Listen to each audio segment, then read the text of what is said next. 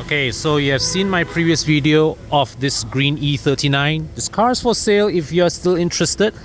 And big shout out to my friend Dinesh of PDL Auto Works. It was him who repainted this car to this stunning color. But today I am going to show you another piece of work that Dinesh and his team recently completed.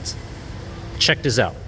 This Mercedes-Benz W210 E-Class. Now this is the successor to the W124, and this really was the very first Mercedes mid-sized executive to officially carry the E-Class badge. I've said this before. Initially, E in Mercedes nomenclature simply represented the German word for injection. But in the 1990s, Mercedes redesignated their whole vehicle naming convention. They had the C-Class, E-Class, S-Class.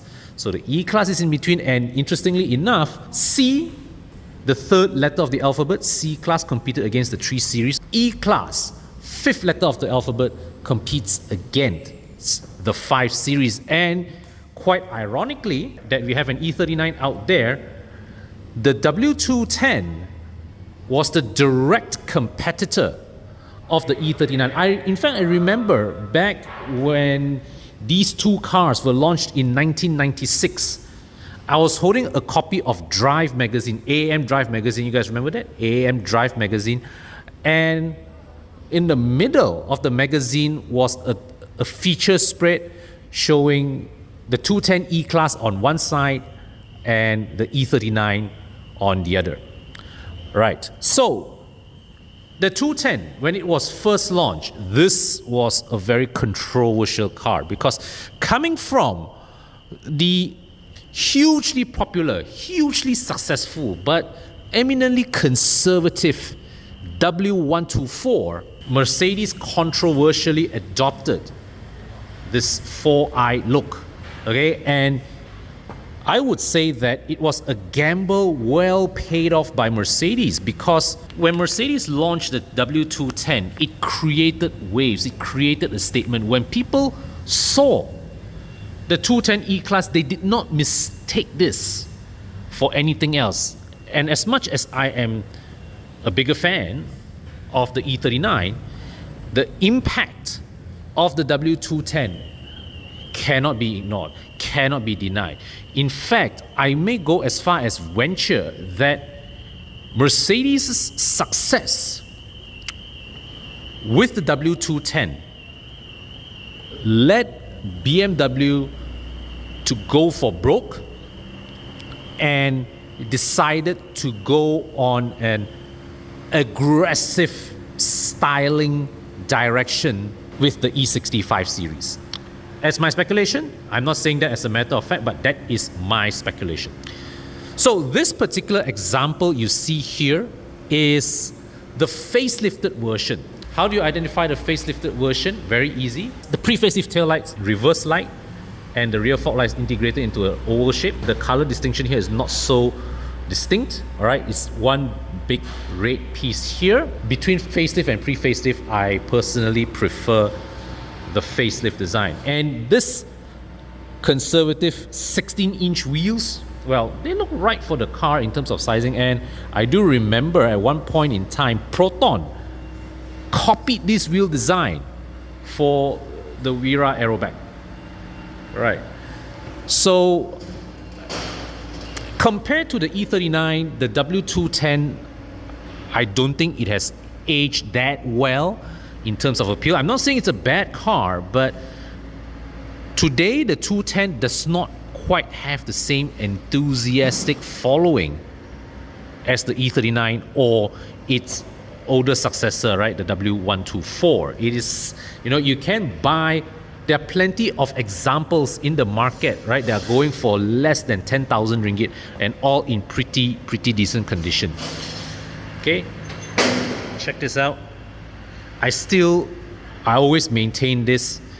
I always prefer my E-Class to have a Mercedes star on the bonnet, because that to me is how an E-Class should be, right? It should carry, because the E-Class is, now the S-Class may be the flagship of Mercedes, but the E-Class, the W124, the W123 and its predecessors, these line of cars were the bedrock on which Mercedes' success until today was built. Right. So this particular example here that I'm showing you, this is the E200 compressor, right? And so you press this to open the boot. Okay, so there's still some things inside here lah. Now let me just show you the interior of this. Okay. So let's bring inside. Now I'm 170 centimeters tall, got about 4 fingers of headroom above me. Right now, sitting at the back here, the lean angle is great. It's a fantastic, very, very comfortable place to be in. Just to show you the door cards, look at this. I love this. I love the creased nature of this leather. It has gives you that very plush impression. All right, so here also, check this out. Ashtray here, and power window switch, rear aircon vent. Now look at this. It's the armrest here, right? And this here, okay, is a pull-out cup holder, and it still feels solid. Ooh, okay, look at this. The mechanism feels solid. All right. Okay, now let's show you the dashboard. Okay, I'll bring you to the front.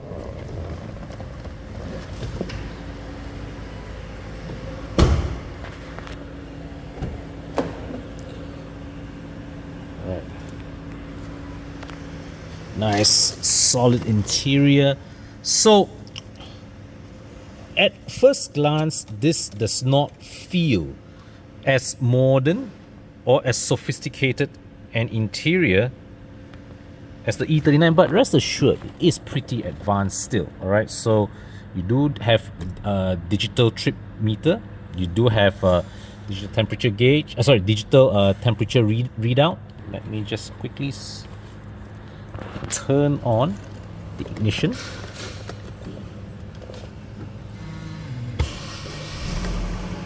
Right.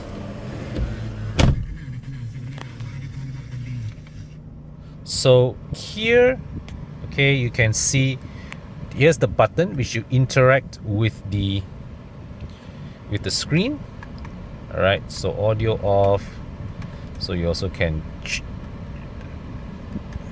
go and so you can see here, you can even read the precise fuel level, range 51 kilometers. So over here, this is the radio, single zone climate control for this example here. This is a nice Mercedes Audio 30 radio. I hope the owner, upon receiving this car back, does not decide to change it. All right, so inside here there's a storage tray, and look at this, the spring action still works. Okay, now check this out. You can pull this. So basically this is a mechanism where you pull to eject the ashtray for cleaning. All right, now the power window switches are mounted here in the middle. Here's the stability control button. Okay, so you can also adjust winter or sport mode selection for the transmission. Okay, boot release. Here's the sunshade. There's another little compartment inside here, and also a little compartment here. Right, so one thing I wanted to share with you. Okay, so here is the child lock operation. Now, one thing I really like about this inside here, now a lot of people say about the W210 is that it feels like a cost down version of the 124, and that was a point of view I had subscribed to before. But you see, I just want to press some of the buttons here inside, right? See, everything here, the switch gear here still feels solid. Look at this, everything here is working properly. Okay, I just press the door lock and unlock button, right? Okay, proper. Okay, the gear shift, okay, everything moves nicely. And here's the traditional, still the traditional way Mercedes parking brake is release, pull, and step to push, all right, to engage. Right, it's a pretty nice place to be in, I would say. So you have a cup holder, you have a, look at this, the glove box here. There's two molded space here for you to drop your cups. Very nice, very, very nice. Now, amidst all this talk on removing fuel subsidies, one thing's for sure, cost of living is going to go up. So most of us are going to have to learn to control our expenses in these trying times. But it is just as important that we find ways to increase our income. So what if there's a way that in one stroke, without borrowing or withdrawing money from your EPF account tree, we can find a way to reduce your debt and build a business to increase your income? So if you're interested to know more, join me in a free business discovery webinar that will show you exactly how to achieve that. Now, as a disclaimer, the intention of this webinar is not to sell you anything. It's not a loan, and neither is it any form of financial advice. What has happened is that I have come to know a team of very qualified individuals in the area of helping people create breakthroughs in the area of finance, and I'd like you to take a look at this opportunity. So to register your interest, fill in the Google form in the description section. We'll be in touch. And now, back to the video. Now, because this car has just been repainted, and it's going to be polished by the team tomorrow, I'm reluctant to take this car out for a drive, but because I've already driven the car, I can share with you some driving impressions. Now, this particular example is the E200 compressor. So it's powered by supercharged engine. It goes head to head back during the time of the E39 against the 520i, which interestingly is also the car that I have. Now, my comparison, first thing, is that on the get-go, in the low to mid-range, this guy pulls more enthusiastically compared to my 520i. My 520i, you really need to rev it in order to get going. But with the 520i, once you have the momentum in place, then that's where the larger capacity of the engine takes into play with superior top speed. Here in the E200 compressor, what you get is you get more effortless point-to-point sprinting in the in an urban context. All right, so it is basically a car that's geared for a very different purpose. I felt that when I was driving this car on a highway, I felt the need to exert more pressure on the accelerator pedal in order to maintain speed. One neat little feature here in the W210, this is the parking sensors. All right, let me show you where I am in front.